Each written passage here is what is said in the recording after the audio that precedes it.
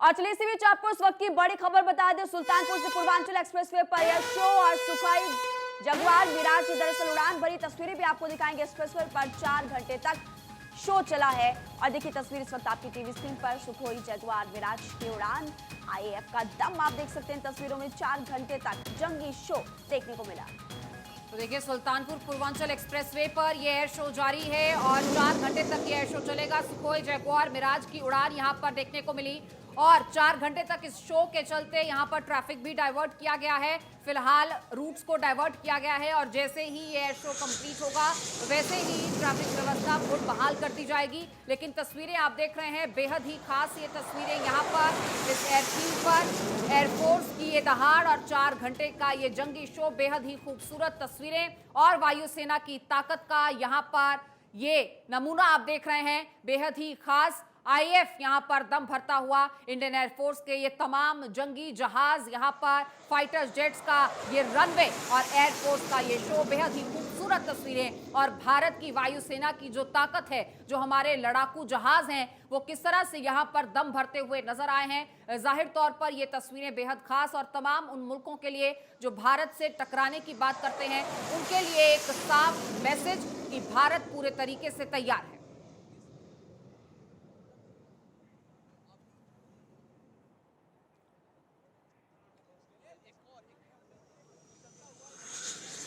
और इसी पर बातचीत करने के लिए श्रीदांत डिफेंस एक्सपर्ट हमारे साथ जुड़ गए हैं। देखिए लगातार ये तस्वीरें सर हम देख रहे हैं और पूरा देश देख रहा है। वायुसेना का ये शौर्य पूर्वांचल एक्सप्रेसवे पर जिस तरह से नजर आ रहा है ये वाकई में बेमिसाल है।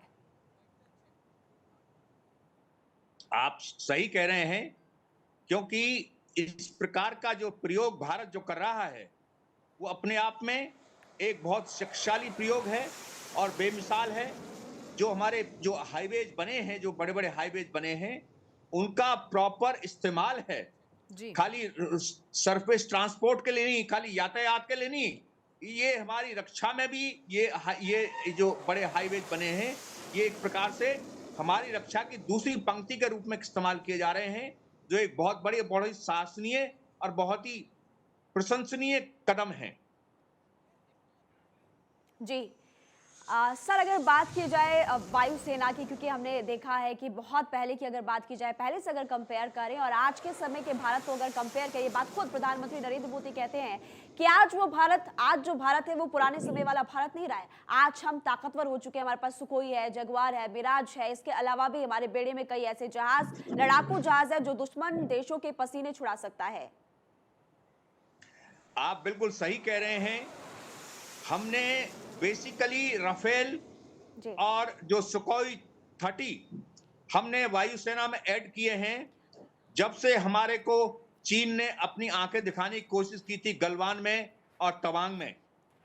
इस प्रकार से हमने इन लेटेस्ट वायुयानों को अपने साथ, फाइटर एयरक्राफ्ट को अपने साथ जोड़ करके अपने आप को इतना शक्तिशाली बना लिया है कि चीन भी अभी हिम्मत नहीं कर सकता भारत पर हमला करने का।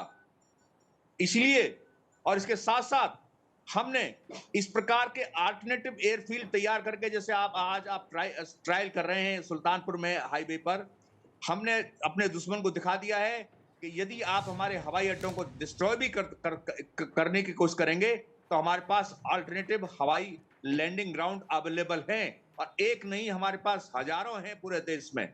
इस प्रकार से हमारे जो फाइटर पायलट्स हैं उनकी भी मनोबल बढ़ता है।